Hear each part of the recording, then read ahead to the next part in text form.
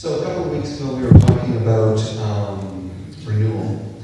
And one of the stories that I was sharing, if you were here, you may remember, was of a particular ceremony of renewal that I participated in many times over the years. And it's a ceremony that people in English call Vision Quest, although in our community we call it Hanglecha, although there's other names for it in other places. And part of the reason why I wanted to share that story was because I was trying to, maybe I didn't make it clear, but I was trying to make it clear that any time of renewal is a time of intentionality. That if we really want to make the most of a transition or a change or invite in a new energy, it's powerful, and I would say most powerful, when we come to it with intention. When we treat it as a ceremony, and more so when we treat those ceremonies as a time of death and renewal. Because really, every great renewal is a time of letting go, is a time in which there is a kind of a small death and release so we can bring in a new power, a new vision, a new life. But I didn't really finish the story.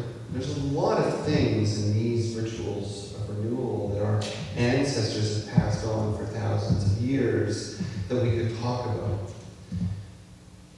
But interestingly, probably one of the most important things that I feel like I'm always trying to share and tell people and talk to people about, particularly in like the mentor group and in our workshops and classes, I don't know that I ever really have the right language or words or the capacity to emphasize exactly what it is that I receive or get out of these times of healing and renewal. And it occurred to me, clearly, finally, last week. In fact, I do believe you were probably in a workshop with Jody. And I was on a pier in Puerto Vallarta, waiting for a little boat to take my wife and I to a little village called Ellerby. I mean, this is the answer now, so you don't have to come up to me one by one and ask me afterwards, where did I go? How was it? You know, it was fantastic. And we got this, like, you know, the Super Saver flight to Puerto Vallarta, and then we get on this little boat. And then it drives for an hour to a village that actually is still communally owned. It was never fully organized by the Mexican government. It was passed on from generation to generation by the indigenous people there and the surrounding communities. They only got electricity about 10 years ago, something like that. There are no roads. And so it's a pretty good place for time of renewal.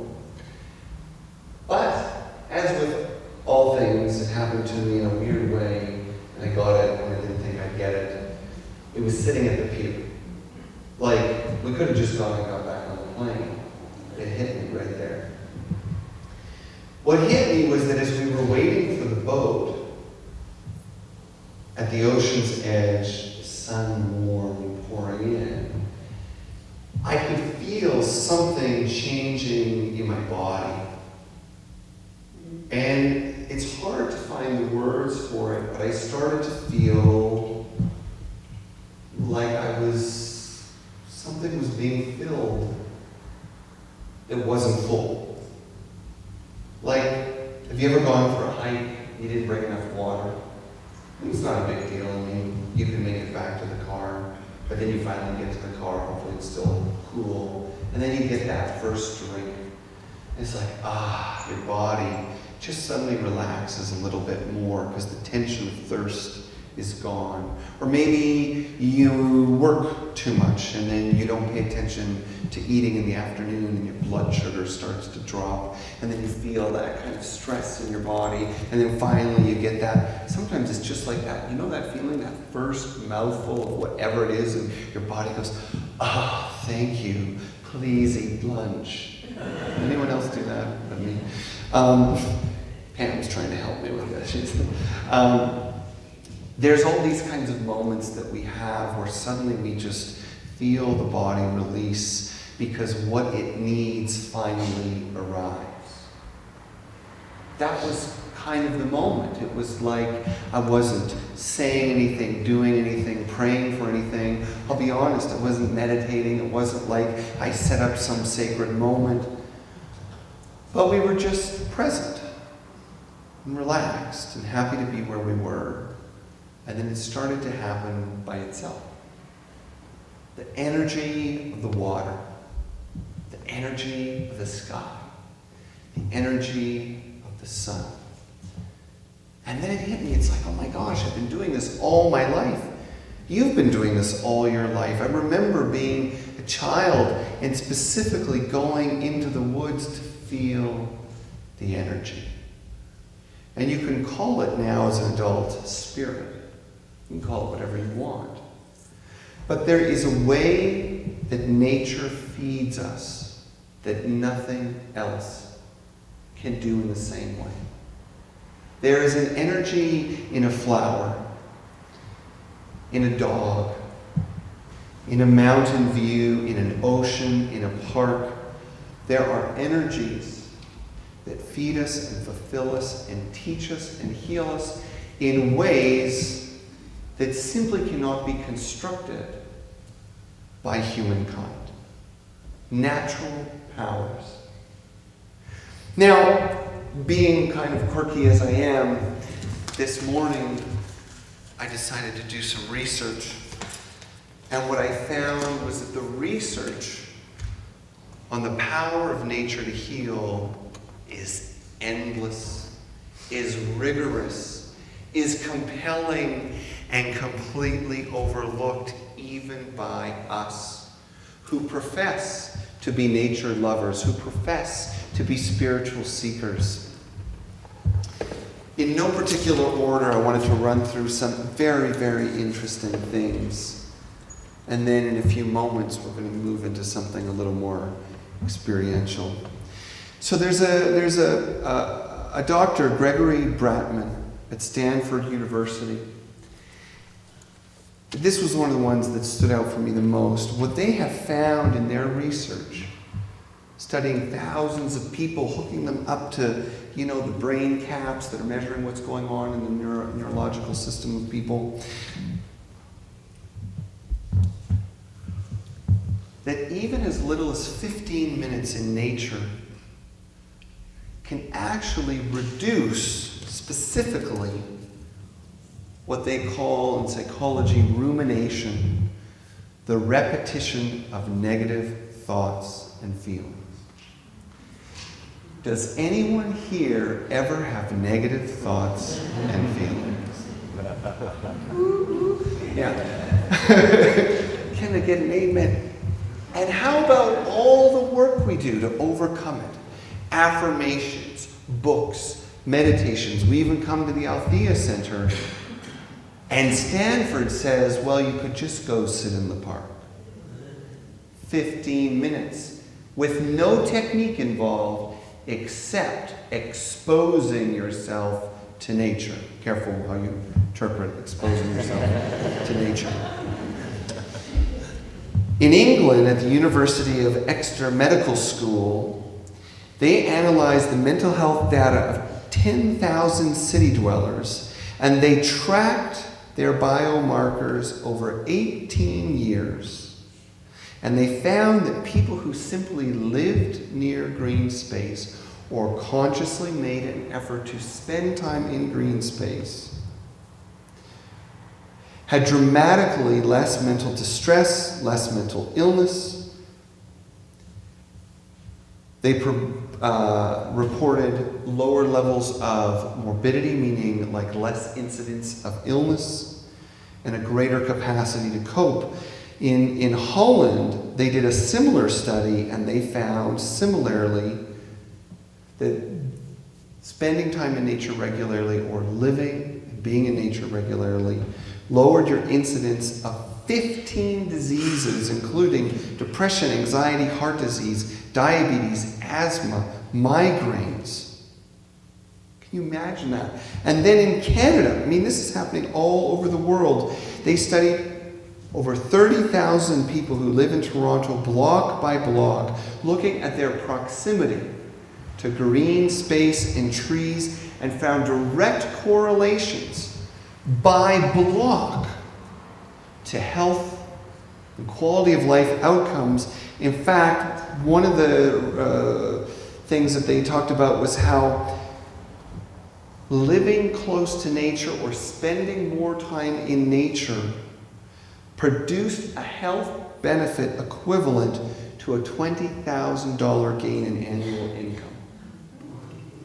That's interesting. Lower mortality, fewer stress hormones, and this goes on and on and on. I have so many pages of this. One of the other interesting ones that was interesting was a fellow named David Strayer from the University of Utah who talks about brain function, cognitive brain function, and they're studying something called the 3-day effect. And what they're finding is that the entire nervous system, the hormonal system, the brain itself, after 3 days, all start to become naturally replenished as though taking supplements, as though all stressors were being removed. Cortisol levels drop, adrenaline levels drop. People naturally begin to return to health and ease. 3 days. The last one that I'll mention, and there's just too many of these, in fact, I'm thinking of posting some links in the next newsletter, is the University of Michigan talks about attention restoration theory. And what they have found is quite simply, I mean, this is just so, it's almost cliche. It's so what you would expect. That people who spend a little bit of time in nature every day, as little as 15 minutes, are happier, get sick less, cope better, and heal faster. They actually make better decisions and dwell on negative possibilities less. Now, I want all the tools I can get on this spiritual journey. Awakening sounds much easier than it is. So I'll work with the power of my thoughts. I'll work with my emotions. Do my best to eat well. I'll practice spiritual disciplines that help me to get centered. But the easiest one, the one in which you need to do so little, that is sitting there waiting for you right now, is just to be in nature. That's it. A walk, 5 minutes in a garden, an hour on a mountain. So when I talk to people in our smaller groups and they say, if you really want to take a step deeper into the process of awakening, you need to create times of retreat, be in solitude in nature. And then the question follows, where, how long, what do I do? And my answer is usually the same, none of that really matters. Just get there. Get out there regularly. Don't make it something that you say you do but don't really do. It has to be a priority. If you take medication for heart disease, if you take medication for diabetes, whatever you might take medication for, and many of us take supplements and pharmaceuticals every day, this prescription trumps them all. And it's not just because of biology, because for over 100,000 years as a species, we evolved enmeshed in nature, because it's the home of spirit. It's the place where spirit dwells naturally, where everything is already beautiful and okay, and the lessons are implicit even in the difficult things in the natural world, even in the floods, even in the storms. Nature calls us home, calls us to truth. So without spending any more time trying to convince you of this, I'd like you to join me in a little meditation.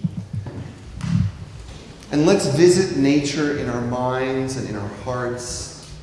Let's find God and Spirit and source. Closing your eyes, connecting with your breath deeply in and deeply out. Feel yourself just slowing down.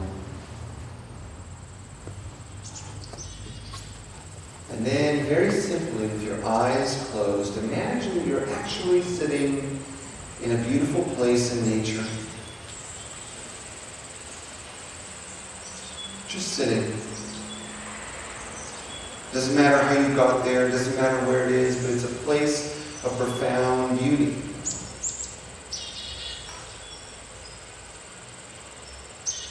What are the colors that come to mind immediately? Are you sitting on the earth or on a stone? Are you on sand? Is there water? Use your imagination. Remember, envision, summon this beautiful healing place. Breathe in as though you were breathing in the energy of this place. Can you see creatures moving? Is there a butterfly? What is its color? Are there birds? What are they doing?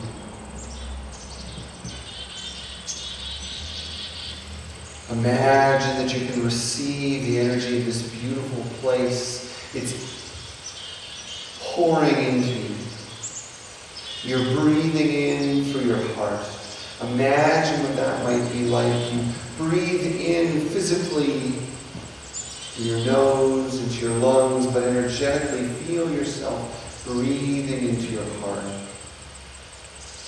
If your mind wanders, return to this vision of beauty, this vision of nature.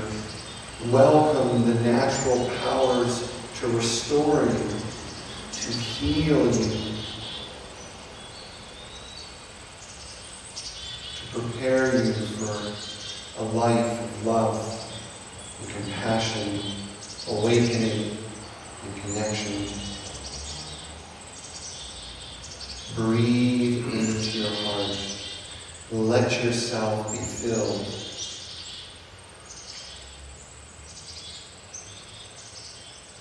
The gift of spirit in nature.